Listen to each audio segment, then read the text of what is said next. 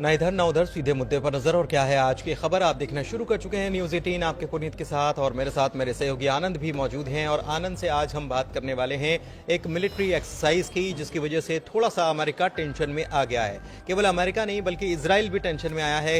ये क्या military exercise है, कौन कौन इसमें शामिल हो रहा है, और अमेरिका और इजराइल के लिए चिंता की बात क्यों है? आनंद।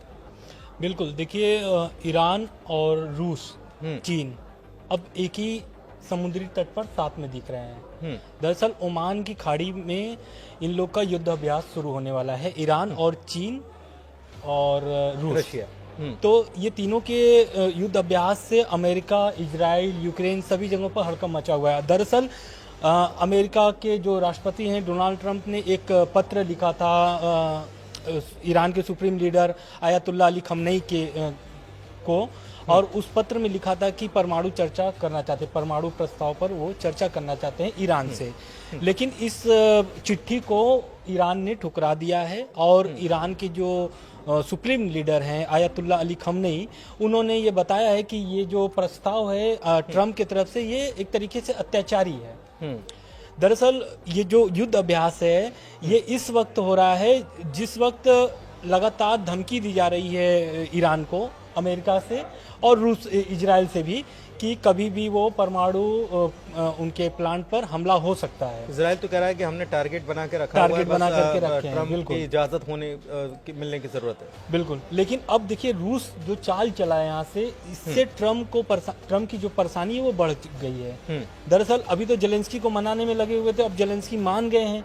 तो अब पुतिन अब जो अपना चाल नए तरीके से चलना शुरू किए हैं, उसमें ईरान जो उनका जो सहयोगी है, एक अच्छा दोस्त है, उधर चीन भी अच्छा दोस्त है। चीन का ऐसे ट्रेड वॉर चल रहा था इनसे, ट्रम्प अमेरिका से, तो चीन भी मौके का फायदा उठा लिया है। तो अब ये तीनों ओमान की खाड़ी पर आज से शुरू हो गया इनका युद्ध अभ्यास। तो ये एक नए तरीके का इसे कह सकते हैं कि नया स्टांस है। एक चीज और है कि मैं अभी पढ़ रहा था, फ्रांस के राष्ट्रपति जो हैं इमैनुअल मैक्रोन, उनकी तरफ से भी एक बयान सामने आया, और उन्होंने कहा कि ये हमारे लिए भी थ्रेट है, यूरोपियन देशों के लिए थ्रेट है, क्योंकि एक तरफ नॉर्थ कोरिया को साथ में लेता है रशिया, दूसरी तरफ उन्होंने ये भी कहा कि ईरान जो है, ईरान का परमाणु जो प्लान चल रहा है उसको मदद करने का काम भी कथित रूप से रशिया के द्वारा किया जा रहा है, और ये हमारे लिए बड़ा थ्रेट है। तो एक प्रकार से उन्होंने ये याद दिलाया, शायद ट्रंप को दिलाने की कोशिश की है कि आप देखिए, आप कहाँ डील तो कर रहे हैं, लेकिन ये स्थितियां गंभीर हो रही है। और वो एक तरीके से यूक्रेन के सपोर्ट में ये बात कही है इमैनुअल मैक्रोन ने। दरअसल अब इसमें जो इजराइल बुरी तरीके से फंस गया है ट्रंप की वजह से, वहां पे सीज फायर है, हिजबुल्लाह से भी सीज फायर है, और इधर हमास से भी सीज फायर है, दोनों से सीज फायर है। हालांकि लेकिन जो अभी हमास से जो इनका अभी जो विवाद चल रहा था बंधकों को छोड़ने को लेकर के, इस बीच ईरान को इजराइल की तरफ से धमकी मिली थी कि ईरान पर कभी भी उनके परमाणु प्लांट पर हमला हो सकता है इजराइल की तरफ से, जिसमें अमेरिका भी इस पर समर्थन किया था कि अगर ईरान नहीं मानता है। हालांकि इसके पहले एक और खबर आई थी कि जो ट्रंप है वो इजराइल से ये बोले थे कि मैं ईरान, अगर आप ऐसा करते हो तो जो मेरी डील है, ट्रंप एक डील करना चाहते हैं ईरान से, कि आप अगर डील अमेरिका से करते हैं तो उससे आपके जो प्रतिबंध लगे हैं वो प्रतिबंध धीरे धीरे हटना चालू हो जाएंगे। मतलब ऐसा अमेरिका कहता है, अगर आप डील के लिए तैयार होते हैं। डील यही है कि परमाणु हथियार नहीं बनाएंगे। बिल्कुल, हाँ। तो अब ये सब मुद्दों को लेकर के जो नए एक खाका तैयार किया गया है ईरान, रूस और चीन की तरफ से, उसमें जैसे कि आपने बताया कि नॉर्थ कोरिया आ गया है साथ में। लेकिन मैं ये समझना चाह रहा हूँ कि ये इतनी टेंशन क्यों है, क्योंकि पिछले साल भी इन्होंने यही एक वॉर एक्सरसाइज की थी, 2023 में भी वॉर एक्सरसाइज की थी, लेकिन इस बार ये टेंशन ज्यादा बन रही है इस कारण से, क्योंकि लगातार धमकी मिल रही है ईरान को, इजराइल से भी और ट्रंप से भी। ट्रंप की तरफ से तो एकदम दबाव बना हुआ है कि भाई कैसे करके भी डील के लिए आप तैयार हो जाइए।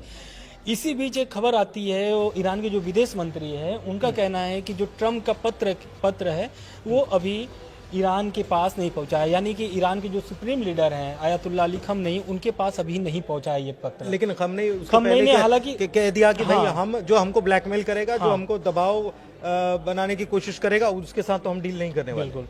अब ईरान तो हमेशा से, इसकी पिछली बार भी जब ट्रम्प प्रशासन में थे, सत्ता पे थे, तब फिर भी ईरान यही काम करता था। ईरान की आज की लड़ाई नहीं है, बहुत पुरानी अमेरिका से और ईरान की कुल लड़ाई तेल से शुरू होती है इन लोगों की। तो इसको अब ये जो विवाद नया चालू हो रहा है युद्ध अभ्यास से, इससे हालांकि इसमें कई और देश भी शामिल हैं इसमें, लेकिन भारत नहीं शामिल, इस युद्ध अभ्यास में भारत नहीं शामिल है। तो इस करीब 8 देश हैं जो युद्ध अभ्यास करेंगे। मेरे ख्याल से श्रीलंका भी इसमें हाँ, है, बिल्कुल। पाकिस्तान भी इसमें पाकिस्तान भी है। और भी कई देश है, साउथ अफ्रीका भी इसमें साउथ अफ्रीका भी शामिल है, हो हाँ। रहा है, और अजरबैजान भी है। अजरबैजान भी है, यूएई भी इसमें शामिल हो रहा है, बिल्कुल। क्योंकि इन सबकी तो बॉर्डर्स खैर वहां पर लगती है। रशिया तो है, चाइना है ही, लेकिन ये तो केवल दर्शक के तौर पर, सहयोगी के तौर पर खड़े रहेंगे, लेकिन बाकी तीनों देश जो है उनकी सेना यहाँ पर युद्धाभ्यास करने वाली है। लेकिन अब इस जो युद्ध अभ्यास है, इससे इजराइल और अमेरिका आगे चल के क्या फैसला लेता है, क्योंकि लगभग रूस को साध चुके हैं ट्रम्प, पुतिन को लगभग साध चुके हैं, और उनके ऊपर जो प्रतिबंध लगे हुए हैं, रूस पर जो लगे हुए हैं, उसको भी हटाने का प्रयास धीरे धीरे अमेरिका कर रहा है। आप कह रहे थे, लेकिन एक खबर और आई बीच में कि ट्रम्प ने फाइल मंगवा ली है, लेकिन उसके बाद ट्रम्प ने ऐसा अभी हम कुछ नहीं करने जा रहे हैं, ये उन्होंने ट्रम्प ने कहा है। हालांकि उनका मूल्यांकन करेंगे पहले कि जिस पर प्रतिबंध जो बाइडेन ने लगाया है रूस पर, तो उसका मूल्यांकन करेंगे ट्रम्प, और वो देखेंगे कि वो अमेरिका के हित में है या नहीं है, क्योंकि उनका पूरा जो रणनीति बनता है वो अमेरिका के हित में और उनके हित में होता है, ऐसा बोलते हैं। अभी एक खबर आ रही थी बीच में कि एलन मस्क और मार्को रूबियो, विदेश मंत्री अमेरिका के, उनकी बहस हो गई, तो उस समय ट्रम्प ने मार्को रूबियो की समर्थन कर दिया, और सब इस पर हो रहा था कि जो वहाँ पर चल रहे हैं, क्या बोलते हैं, कर्मचारियों को जो हटाया जा रहा है, छटनी किया जा रहा है, तो उस पर मार्को रूबियो एलन मस्क पर एक तरीके से उनके विरोध में बोल देते हैं कि आप जो करना चाह रहे हैं वो एक तरीके से बेरोजगारी लाएगा अमेरिका में, और ट्रम्प, एलन मस्क चाहते हैं कि वो खत्म हो जाए। तो ट्रम्प एक तरीके से अपने कैबिनेट से लेकर के विश्व भर में भी घिरे हुए हैं, भले वो चाल चल रहे हैं और उनके चाल लगभग सफल भी हो रहे हैं। उनका 100 दिन का जो टारगेट है युद्ध खत्म करने का, तो उसको लेते हुए, अपने कैबिनेट को लेते हुए, अब ये देखना होगा कि ट्रम्प इस पर आगे चल के क्या फैसला लेते हैं, इस युद्ध अभ्यास को वो कैसे अब अमेरिका के पक्ष में लेते हैं, नहीं लेते। इजराइल की तरफ से कोई बयान आया? इजराइल की तरफ से अभी कोई बयान नहीं आया है, लेकिन इजराइल पूरी बारीकी से नजर रख रहा है, क्योंकि वो पहले भी कह चुका है, ईरान से तो ईरान पे तो हमला करने की, कार्रवाई करने की भी बात कर दी थी।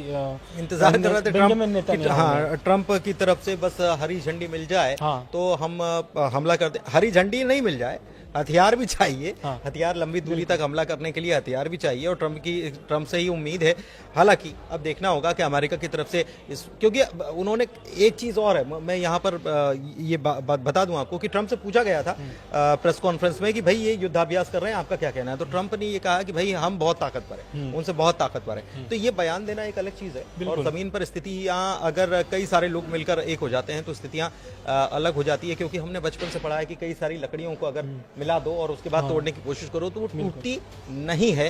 बहरहाल ये अब देखना होगा कि ये जो युद्ध अभ्यास हो रहा है, इसका परिणाम या इसका असर किस किस पर कैसा कैसा होता है, क्या प्रतिक्रिया निकलकर सामने आती है। फिलहाल इस वीडियो में इतना ही। देखते रहिए न्यूज़ 18 मध्य प्रदेश छत्तीसगढ़ का पेज, और आप हमारे वीडियो पर कमेंट कीजिए, लाइक कीजिए, शेयर कीजिए, आप अपनी राय भी दे सकते हैं। फिलहाल धन्यवाद।